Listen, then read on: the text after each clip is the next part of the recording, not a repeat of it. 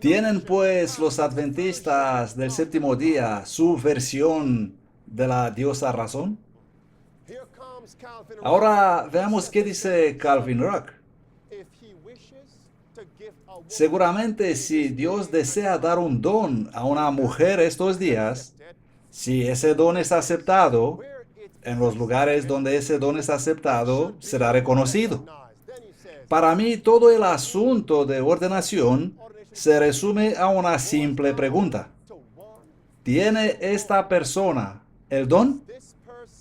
Si lo tiene, ¿quiénes somos nosotros para no reconocerlo?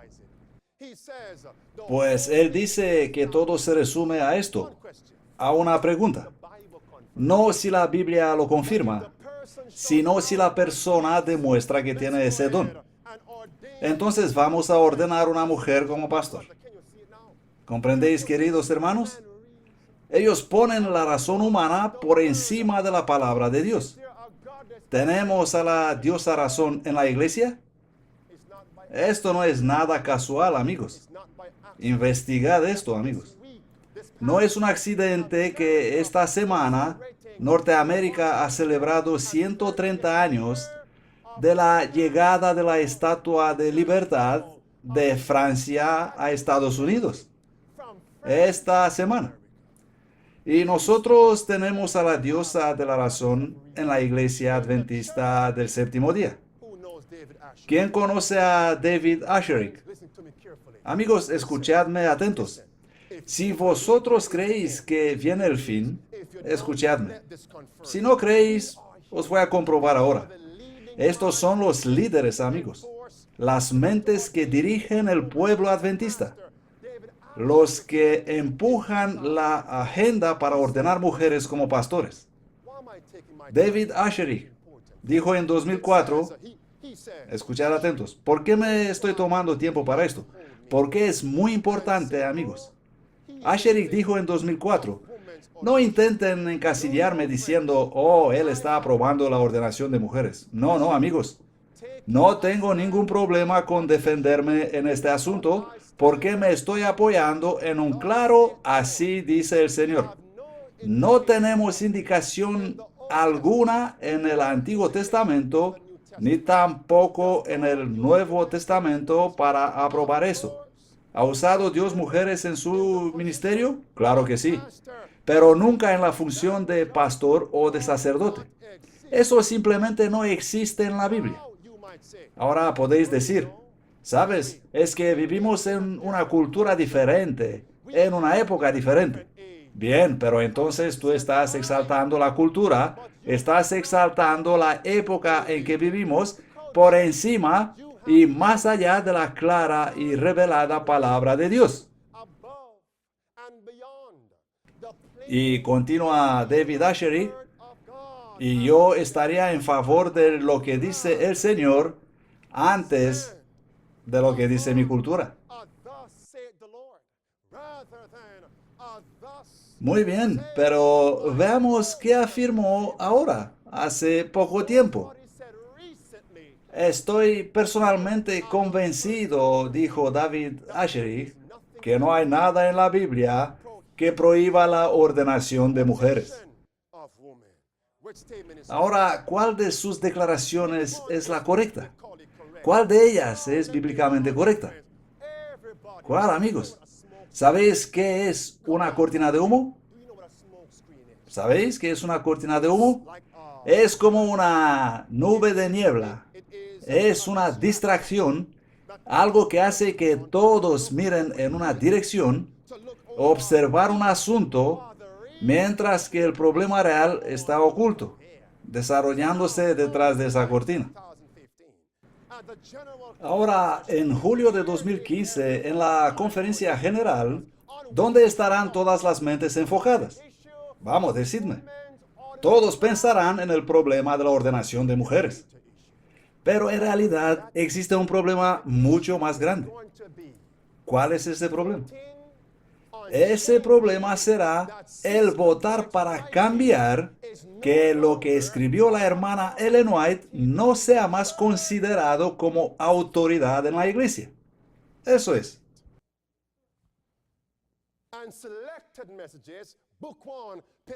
En Mensajes Selectos, volumen 1, en la página 48, la profeta nos dice, el más grande, último engaño de Satanás, ¿cómo dice la profeta? ¿Comprendéis ahora por qué me tomo tiempo para estudiar estos asuntos, amigos? El ultimísimo engaño de Satanás es hacer que los testimonios del Espíritu de Dios no tengan ningún efecto. Porque donde no hay visión, el pueblo perece. Vamos a ver esto. Eso es lo que declara la creencia fundamental adventista número 28. La declaración original dice, los escritos de la hermana White son una continua y autoritaria fuente de verdad. Esto significa que son inspirados por Dios. Pero lo que quieren cambiar con eso, y van a decir que sus escritos ya no tienen autoridad. Eso es lo que quieren hacer. En julio 2015. El último engaño de Satanás. Estamos llegando a esto, amigos. En el mundo tenemos ya a la diosa razón. En la iglesia adventista del séptimo día, los problemas nos muestran que nosotros también tenemos nuestra versión de la diosa razón. Incluso en nuestros hogares tenemos nuestra propia versión de la diosa razón. En nuestras casas, sí amigos, en nuestras vidas, tenemos nuestra propia versión de la diosa razón, poniendo nuestro propio pensamiento pervertido por encima de la revelada verdad de Dios. Vamos a ver si tenemos nuestra propia versión de la diosa razón. Amigos, si ya no podéis estar sentados, estrechad un poco las piernas y moved el cuerpo. Porque el tiempo es muy importante, amigos. Es vital. El tiempo de prueba se termina muy pronto y muy rápido. El ultimísimo engaño está aquí. Os pregunto, si vamos a ser traídos delante de los tribunales para defender nuestra fe, cuando la marca de la bestia será impuesta y nosotros estamos trabajando en la verdadera obra médica misionera, ¿qué tal si nosotros diremos, bueno, la Biblia y los escritos de Ellen White dicen que nosotros debemos hacer obra misionera médica y así enseña a nuestra iglesia? ¿Qué haremos si el juez dirá, para un momento, y traerá los registros de la conferencia general y leerá, mira lo que dice tu iglesia, que los escritos de Ellen White ya no tienen autoridad? ¿Qué harás en ese momento? Bueno, dejadme poner otra pregunta. ¿Cuántos de vosotros educan a sus hijos en casa? Dios tenga misericordia. ¿Nadie? ¿Uno? Amén. ¿Por qué has elegido educar a tus hijos en casa? ¿Quién es tu guía que te enseña esto? Es la palabra de Dios, ¿sí? La Biblia y el espíritu de profecía. ¿Qué tal si en el tribunal vas a decir, bueno, nuestra profeta dijo que debemos educar a nuestros niños en casa? La profeta de la denominación adventista del séptimo día dijo que debemos educar a nuestros niños en casa. Y ellos traerán los registros de la conferencia general donde los líderes dicen que esos escritos no son inspirados y no tienen autoridad. Entonces muchos van a empezar a sudar. Probablemente van a sudar sangre. Esto es lo que pasa. Esto os estoy diciendo, amigos. Este es el verdadero problema. Ahora es el tiempo de examinarnos a nosotros mismos. ¿Hay algo en nuestra vida que Dios dice no hacerlo, pero nosotros lo hacemos continuamente? ¿Porque nosotros queremos seguir nuestro propio camino? Muchos entre nosotros se comportan como los niños. Quieren seguir su propio camino, hacer lo que les da la gana. Y ponen su propio camino, su propia razón, por encima de la palabra de Dios. Demuestran que tienen su propia versión de la estatua de libertad. No libertad en Cristo, sino libertad muy lejos de Cristo. Vamos a leer Proverbios capítulo 16, versículo 25, que dice, escuchadme amigos, cada persona debe examinarse a sí mismo. Hay camino que parece derecho al hombre, pero su fin es camino de muerte. Por lo tanto, ¿dónde nos va a llevar eso? Si nosotros rechazamos el camino del Señor y seguimos nuestro propio camino, ¿dónde nos va a conducir nuestro camino pecaminoso? A la muerte, amigos. Y pensadlo ahora, ¿en quién se originó eso de rechazar el camino de Dios y seguir su propio camino? ¿En quién? En Satanás. Génesis capítulo 3. Amigos, ¿qué le dijo Satanás a Eva en el jardín? ¿Qué le prometió Satanás a Eva si ella rechazaría el camino de Dios y seguiría su propio camino?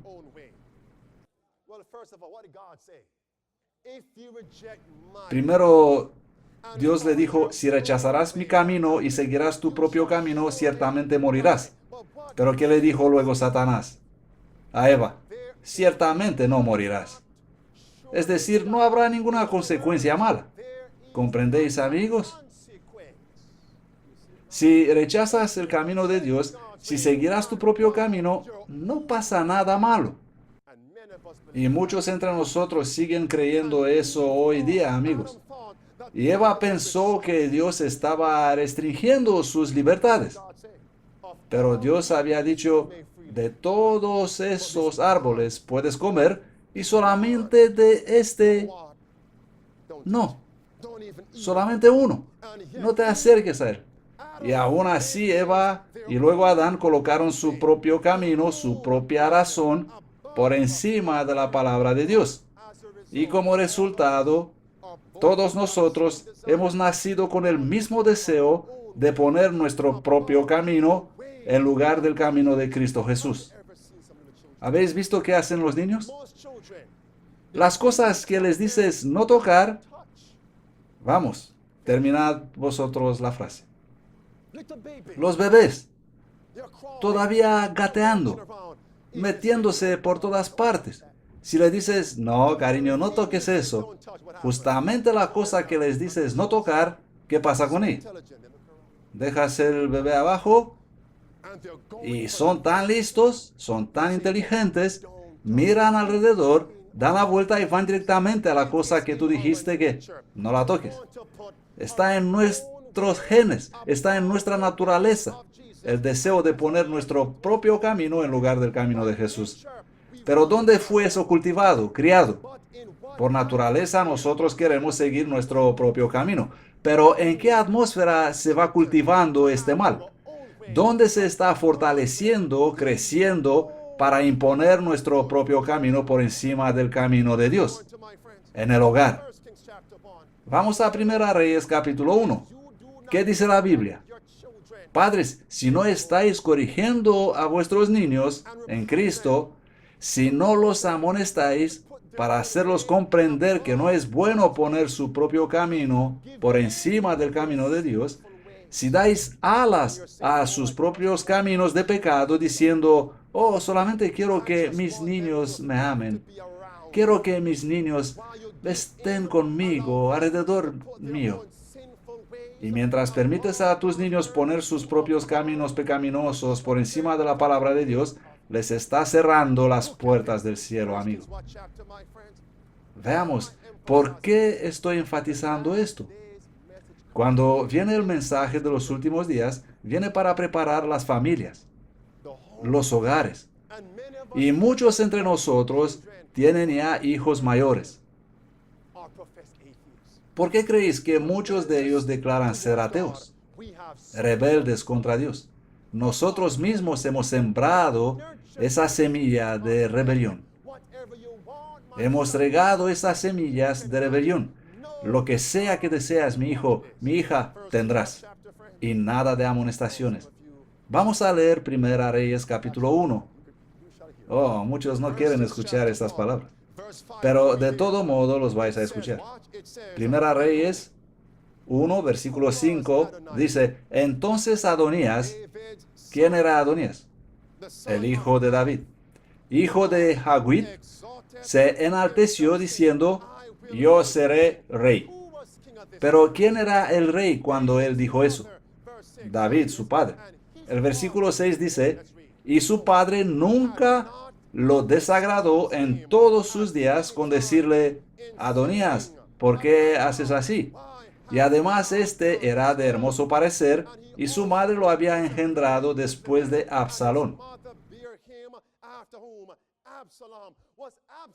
¿Había sido Absalón rebelde contra Dios y contra su padre David? ¿No había empezado Absalón una insurrección para destronar a David? ¿Pero qué causó eso? David nunca amonestó a su hijo. Puedes hacer lo que quieres, seguir tu camino, Absalón. ¿Y qué pasa con Adonías?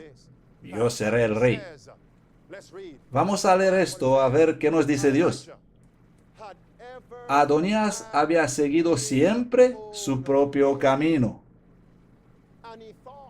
y pensó que si mostraría su deseo de reinar, David iba a ceder a sus deseos. Y por eso muchos niños piensan, si solamente gritaré más fuerte, si solamente haré mi boca un poco más prominente, entonces mis padres tendrán que ceder a mi camino. Vamos, amigos. ¿Y qué hacemos nosotros como padres? Pues a darles todo lo que desean. Y la profeta, escucha lo que dice Dios. Cualquier niño, ¿comprenden, amigos? ¿Es verdad que queréis preparar un arca para vuestra familia? Aquí vemos un arca espiritual. Vamos a leer. Cualquier niño a quien se le permita vivir a su propia manera, deshonrará a Dios y atraerá vergüenza sobre su padre y su madre. Descuidando su deber y siendo indulgentes con sus niños en lo malo, los padres les están cerrando las puertas de la ciudad de Dios. Y yo amo a mi niño. Le quiero dar todo lo que desea, todo lo que él pide. Puedes hacer lo que deseas. Lo único que quiero es que me ames, mi hijo. Pero en realidad eso no es amor. Porque actuando así causarás la perdición de tu hijo. Hemos leído Testimonios para la Iglesia, volumen 5, página 325. Y ahora leemos Conducción del Niño, página 272. ¿Saben cuántos padres tienen un montón de problemas para hacer orden en sus casas?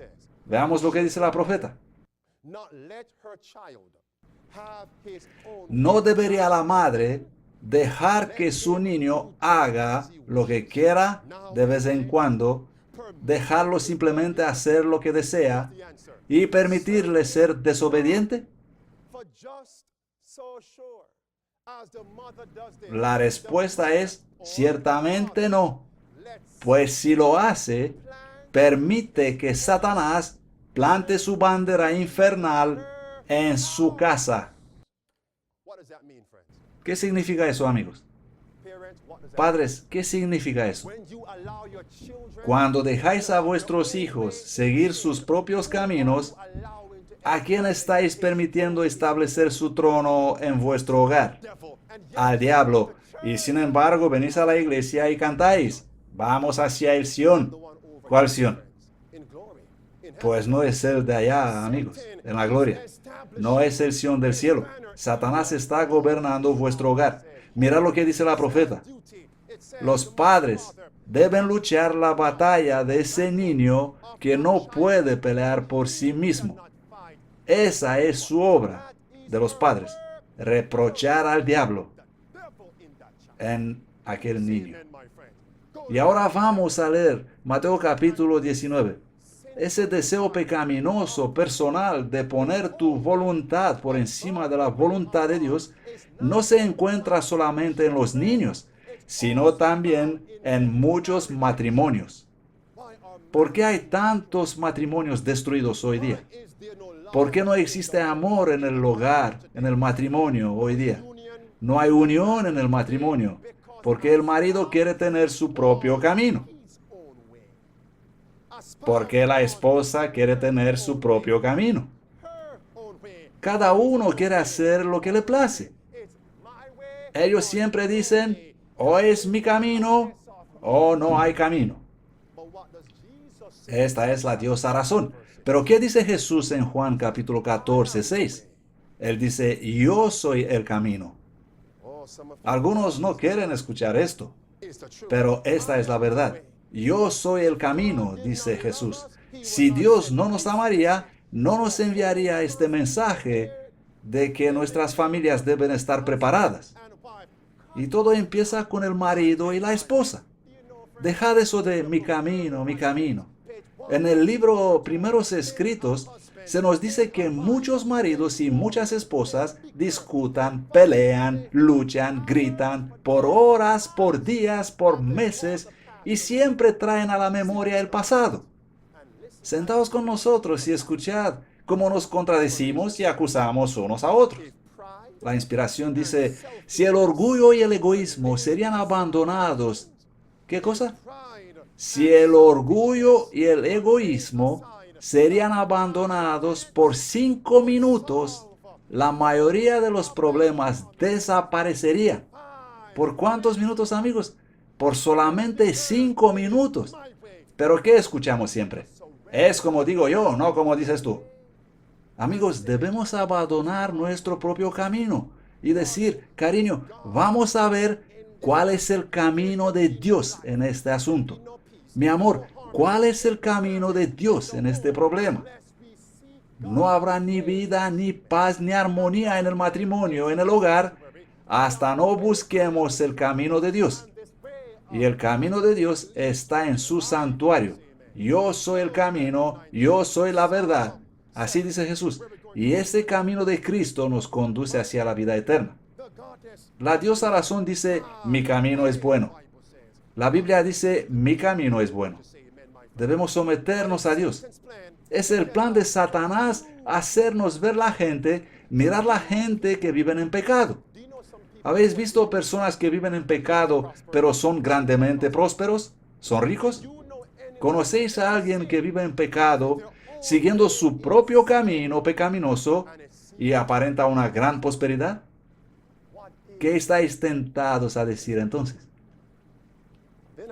Estos no viven para Dios. Estos están siguiendo sus propios caminos y aún así están prosperando.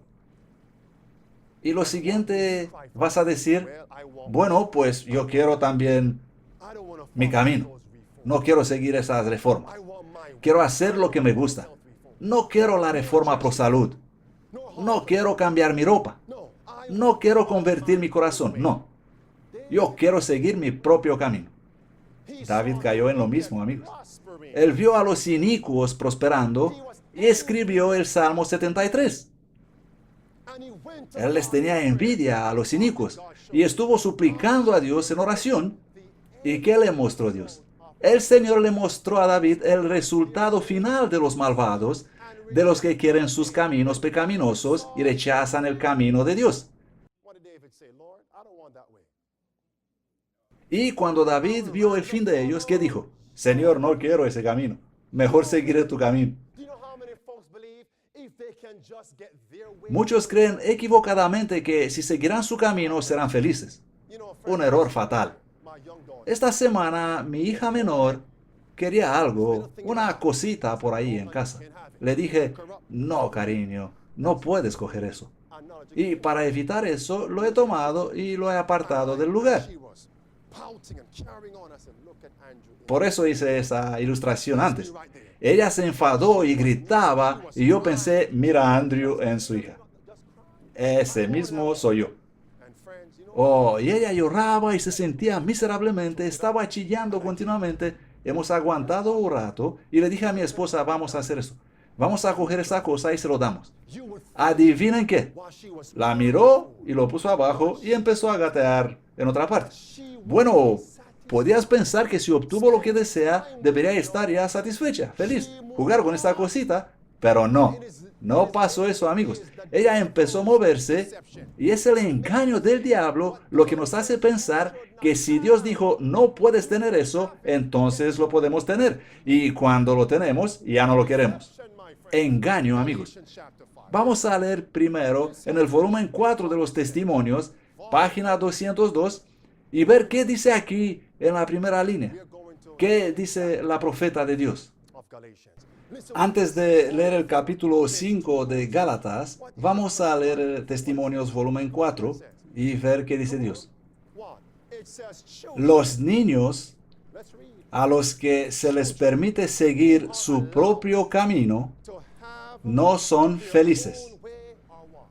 Los niños a los que se les permite seguir su propio camino no son felices. Pero ¿el camino de quién trae la felicidad? ¿El camino de quién nos hace felices? Y no se trata solamente de los niños. Si nosotros ponemos nuestra voluntad por encima de la voluntad de Dios, jamás vamos a ser felices. La Biblia nos habla de dos formas de libertad. La libertad de la razón, mi camino, lo vamos a ver a los dos. Vamos a leer Gálatas capítulo 5 y el versículo 13. Y la Biblia nos dice, la palabra de Dios nos dice, porque vosotros, hermanos, habéis sido llamados a la libertad. Solamente que no uséis la libertad como ocasión para la carne, sino por amor, servíos los unos a los otros.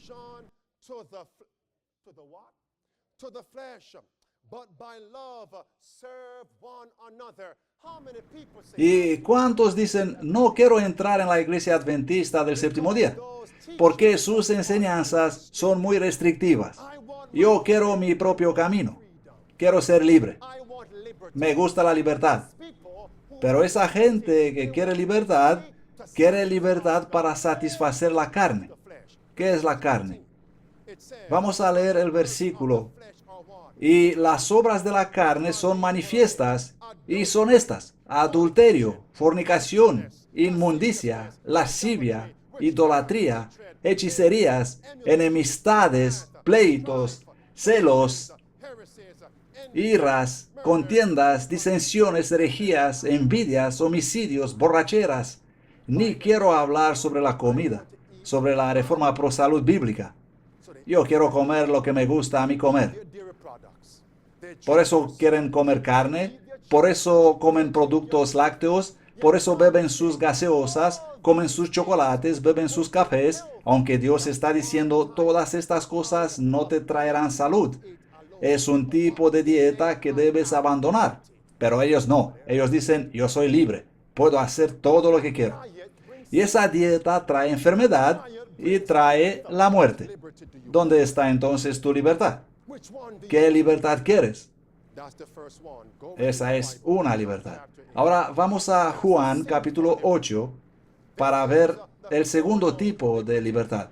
Hemos hablado de la libertad pecaminosa, de la libertad carnal, humana. ¿Cuántos de vosotros quieren esa libertad? La libertad de continuar la vida carnal. La libertad de continuar vivir como un pecador. ¿Cuántos, amigos? Cristo nos ofrece una libertad mejor. En Juan capítulo 8:32, Jesús nos dice, y conoceréis la verdad, y la verdad os hará libres. Os hará libres. No os pondrá libres, sino que os hará libres. Una nueva creación os hará libres. Por lo tanto, ¿qué tipo de libertad nos ofrece Dios? No la libertad en pecado, sino la libertad del pecado. Y vamos a leer también el versículo 34, donde Jesús dice, en el versículo 34, de cierto os digo, todo aquel que hace pecado, esclavo es del pecado. Pero si el Hijo os libertare, seréis verdaderamente libres. ¿Qué tipo de libertad nos quiere dar el Señor? ¿Libertad en pecado o libertad del pecado? ¿Cuál de ellas queréis, amigos? Vamos a leer Romanos capítulo 8. Solamente Cristo nos puede dar la verdadera libertad. Y cuando Cristo nos da esta libertad, cuando nos libera del pecado, hay una condición que debemos cumplir a fin de poder guardar esa libertad en Cristo. Y esa condición es, amigos, permanecer en el camino de la verdad de Cristo y estar en comunión permanente con Él, noche, mañana y tarde. Y leemos en el libro de Romanos capítulo 8, versículo 2, porque la ley del Espíritu de vida en Cristo Jesús me hizo libre de la ley del pecado y de muerte.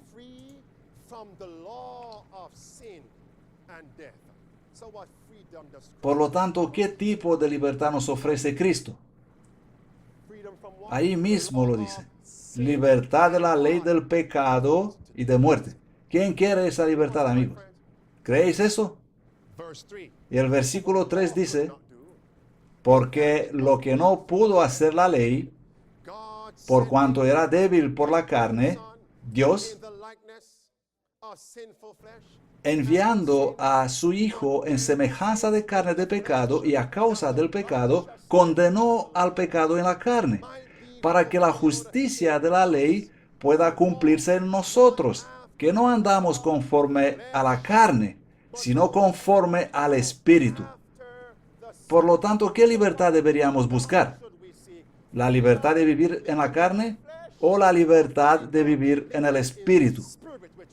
¿Cuál de ellas? ¿Cuál vas a elegir tú, amigo?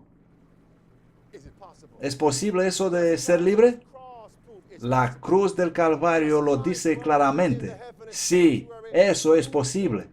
Demuestra la obra intercesora de Cristo en el santuario celestial que es posible ser libres del pecado. Vamos juntos, amigos. Venid conmigo. Vamos a ir juntos a Getsemaní. Ahora, justo antes de la crisis. ¿Qué estaba temblando en las manos de Cristo justo antes de la crisis? ¿Cuál fue la oración de Cristo en Getsemaní justo antes de la cruz? ¿Qué pidió él? Padre, aparta de mí esta copa. ¿Qué simbolizaba esa copa? Nuestros pecados. La copa de la prueba. ¿Cuántos de nosotros llevan cada día esa copa de pecado? Esa copa de la prueba. ¿Cuántos de nosotros estamos afrontando pruebas? Y sin embargo, ¿cuál fue la oración de Cristo? Padre, pero que se haga tu voluntad, no la mía. No mi camino, sino tu camino sea manifiesto. Tu voluntad, Señor. Así que, amigos, ¿cuál debería ser nuestra oración estos últimos días? Oh, Señor, me confronto a esta copa de prueba. Estoy luchando contra estas dificultades temporales. Tengo luchas espirituales. Oh, la canción dice, amigos, propenso a vagar, Señor, me siento, inclinado a dejar al Dios que amo. ¿Por qué? ¿Qué pasa? Pues quiere su propio camino. Queremos nuestro propio camino en pecado. ¿Cuál debería ser nuestra oración? ¿Cuántos de nosotros al pasar por pruebas no intentaron seguir su propio camino para salir de los problemas? ¿Cuál debería ser nuestra oración, amigos? ¿Cuál fue la oración de Cristo en Getsemaní? Padre, hágase no mi voluntad, sino la tuya. Y amigos, este es el secreto para quebrantar los caminos pecaminosos, los deseos pecaminosos de la carne. Señor, que no se haga mi voluntad, sino la tuya, siempre. Y la Biblia dice que cuando Cristo suplicó así, ¿qué pasó? Fue fortalecido. Pero ¿cuándo fue fortalecido? ¿La primera vez cuando pidió, Padre, hágase tu voluntad, no la mía? ¿La segunda vez cuando oró? ¿Cuándo vino el poder de Dios? La tercera vez, la última vez. Se nos dice que un ángel fue enviado para fortalecerle y Cristo recibió entonces la voluntad de Dios. Él estaba preparado para la crucifixión, listo para los últimos días. ¿Estamos nosotros en los últimos días, amigos? Entonces, ¿cuál debería ser nuestra oración? Señor, aparta de mí mi camino pecaminoso. Tráeme, Señor, en el punto donde tu voluntad sea mi voluntad. Así vamos a estar preparados para los últimos días. Pastor, ¿quieres decir que todo el mundo debe llegar a ese punto? Sí, eso digo. Antes de afrontar la crisis, debemos tener esta experiencia. Cuando los caminos de Dios sean nuestros caminos. Pastor, sé algo más explícito, por favor. Cuando abres la palabra de Dios, ¿habla la palabra de Dios de una reforma en la vestimenta? ¿Habla del peinado? ¿De pintalabios? ¿De pinta uñas? Pues la palabra de Dios nos dice que eso hacía Jezabel. Y debes llegar al punto donde decir, Señor, no como quiero yo, sino como quieres tú. Pero no os quiero culpar a vosotros. No os echo la culpa 100%. ¿Sabéis por qué? Porque falsos maestros os han dicho mentiras. Os han dicho mentiras. Os han mentido. Y Dios quiere que sus mensajeros os digan la verdad. Jesús es el camino, la verdad y la vida. Este es un ejemplo para muchos. Y Dios no nos exige hacer todo de una vez. Él nos conduce paso a paso, para no agitarnos, para no agobiarnos. Debido a su amor por nosotros, Él nos revela la verdad poco a poco. Vamos a leer Isaías y luego terminamos. Pero cuando Dios nos muestra, nos revela la verdad, tenemos que aplicarla a nuestras vidas. Es porque nos ama, por eso nos da la verdad. Y amigos, si llegamos al punto donde decir, Señor, no como quiero yo en este asunto, Señor, no como quiero yo en este otro asunto, que se haga tu voluntad, así estaremos listos para los últimos días. Así estaremos listos para ir a casa. ¿Por qué? Porque Dios no va a permitir que alguien que no hizo su voluntad entre en el cielo. Este es el plan de salvación. Cuando el pecado entró en este mundo, hemos empezado a exaltar a la diosa razón. Hemos empezado a hacer nuestra voluntad, no la voluntad de Dios. Y el plan de salvación es corregir eso, reparar ese error, eliminar eso y hacernos capaces de seguir el camino de Dios. Amigos, no abandonad el cuarto de oración hasta que el camino del Señor en este asunto tuyo lo arreglas y lo practicas con amor para Dios. Si te cuesta renunciar a ciertas cosas, es porque las amas más que a Dios. ¿Sabéis que podemos llegar a un punto donde amar las cosas que una vez odiamos cuando estábamos en pecado? ¿Comprendéis? Este es el plan de salvación. Por naturaleza, nosotros odiamos la justicia. El plan de salvación es traernos al punto en que las cosas que una vez odiamos, la verdad que odiamos, ahora podamos amar. Y escuchadme, cuando obedecemos la voluntad de Dios, ya no es como, bueno, Dios dice esto, yo no quiero hacer esto, pero si Él lo dice, lo debo hacer. No, no, no, no, no, no, no, no. Llegaremos a un punto, amigos, en que lo que sea que Dios diga, lo haremos por amor a Dios, con amor a Dios. Y cumplir la voluntad de Dios será en realidad nuestro propio camino, porque su camino es ahora nuestro camino. Oh, amigos, apenas entonces estaremos listos para la crisis final. Ahora no lo estamos, en absoluto. No estamos preparados para eso. Volvamos al tema. ¿Cuántas veces oró Cristo en Getsemaní? Padre, hágase tu voluntad, no la mía. 3 veces. Muchos de vosotros estáis luchando con varios problemas, espirituales, emocionales o problemas temporales externas. Estáis orando y algunos problemas, Señor, acepto tu voluntad en este asunto y ya está, resuelto. Pero hay otros asuntos para los cuales tenéis que estar mucho más en el cuarto de oración. Quedarse mucho en el cuarto de oración. Cuando el olor de alcohol te incita, te llama. Cuando la sensación de ardor en la garganta te provoca a beber, por ejemplo, oh, quiero tomar algo. Lo feliz que me sentía cuando estaba borracho. Entonces debes luchar con Dios. Esta es la lucha de la carne. ¿Comprendéis, amigos? Como Jacob, luchar con Dios. No estamos listos para la crisis final. Nadie que no hizo el camino de Dios, su camino, entrará en el cielo. Y el camino hacia la cruz pasa por Getsemaní. El camino hacia el cielo pasa por nuestro cuarto de oración. Y es posible que debemos luchar toda la noche contra algunos pecados que tenemos en nuestros genes. Los tenemos y los hemos alimentado y ahora tenemos que luchar contra ellos. ¿Y cuánto tiempo tengo que orar, pastor? Mirando el reloj. Pues no, amigos. Deja el reloj. Tómate tu tiempo. ¿Cuánto tiempo tengo que orar? Ora hasta que la voluntad de Dios sea tu voluntad. Cuando estás dispuesto a hacer lo que dice Dios. ¿Sabéis qué haría yo para ser práctico? Tomaría un cuaderno y escribiría todos mis desafíos. Cada el pecado que tan fácil me domina. ¿Cuánto es el tiempo marcado por el reloj comparado con la eternidad, amigos? Si pierdes esto, es posible marcharte a tu casa, comer, terminar el sábado y perder la eternidad. Pero si consigues esto y lo aplicas por la gracia de Dios, cuando entrarás en la gloria, oh amigos, cuando estarás en la gloria, ¿qué día más gozoso sería ese? Miraremos atrás, si lo vamos a poder hacer, y diremos, sábado 20 de junio 2015, gracias Jesús, el pastor tardó un poco más, pero me dio los consejos prácticos de piedad.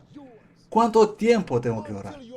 Ora hasta que los caminos de Dios sean tuyos, hasta que te fortalezcas en este asunto particular que te domina. Y la Biblia nos dice que cuando Cristo fue fortalecido, Él continuó agonizando en oración. ¿Por qué? Él nos representaba a nosotros. Cuando obtenemos una victoria, no cantes aleluya, no grites gloria. Ya pones la copa de vino en la mesa. Sí, déjalo, pero no grites todavía, ya está. Porque has acabado con el vino. Pero ¿qué tal el espíritu de rencor? El espíritu de furia. ¿Qué tal el espíritu de codicia? Tienes que volver a Getsemaní. Tenemos que suplicar a Dios hasta que sus caminos se conviertan en nuestros caminos. Pastor, pero ¿por qué eres tan seguro? Porque esto es lo que creo, amigos. Si consigues esto, estás listo para los últimos días. Sus caminos sean tus caminos. Y amigos, hay una consecuencia atemorizadora al seguir tus caminos. Y esto es lo que Dios desea revelarnos, que es solamente por amor que nos puede atraer, apartar del peligro. Solamente mediante su amor. Él puede hacernos llegar al punto donde decir, Señor, me someto, me entrego, acepto tu camino y abandono el mío. ¿Qué nos dice Isaías 53:6? Vamos, quiero que todos leamos esto. Porque este versículo se aplica a todos nosotros. El versículo 6 dice, todos nosotros nos descarriamos como ovejas, hemos vuelto cada uno a su propio camino. Y cuando nosotros hemos vuelto a nuestro propio camino en pecado, ¿qué le pasó al Señor Jesús? Y el Señor cargó en él, en el Señor Jesús, la iniquidad de todos nosotros. ¿Qué significa esto, amigos? Cada vez que decimos, yo quiero mi propio camino, Jesús está sufriendo. Cada vez, no me importa qué dice Dios. Yo tengo mi vida, mi camino, mi propio camino en pecado. Y Jesús sufre por ti. Y dice, mira, ¿quieres continuar crucificarme solamente para divertirte un poco? Pensad en esto, amigos. ¿Quieres tu camino? Y el motivo de desear tu camino es porque piensas que serás feliz. Y mientras tú disfrutarás en el pecado, alguien estará llorando. Alguien en el cielo llora por ti. ¿Quién está llorando por ti? Es Jesús. Cada nuevo pecado que cometemos crucifica a Cristo de nuevo. Ahora, ¿quieres seguir con tu camino en adelante? Sabiendo que cada vez que tú eliges tener tu propio camino, Cristo está sufriendo. ¿Quieres todavía tener tu camino? ¿Dónde está Cristo en este momento? Decidme algo para servir. En el lugar santísimo del santuario celestial. Cada pecado que cometemos, ¿qué produce? Crucificar a Cristo de nuevo. Sufrir el Calvario otra vez. Escuchadme atentos. ¿Qué pasará si llegaremos al punto de decir, Señor, no quiero mi camino, sino el tuyo? ¿Qué tal si todos nosotros llegaremos a este punto? ¿Pondrá entonces Jesús terminar la obra de intercesión? Sí. Salto de alegría, amigos. Eso es lo que espera Cristo, amigos. Él podrá terminar la obra de intercesión en cualquier momento. No más sufrimiento. El número se ha completado. Mi pueblo me eligió a mí. Mi camino antes que sus caminos. De esto se trata, amigos. Jesús quiere venir. ¿No queréis ir a casa, amigos? Creo eso totalmente. Cristo desea terminar esa obra y volver para recogernos. Pero nosotros debemos decir como lo dijo Él. Me gozo en hacer la voluntad del Padre. Oh Dios mío, que tu camino sea mío.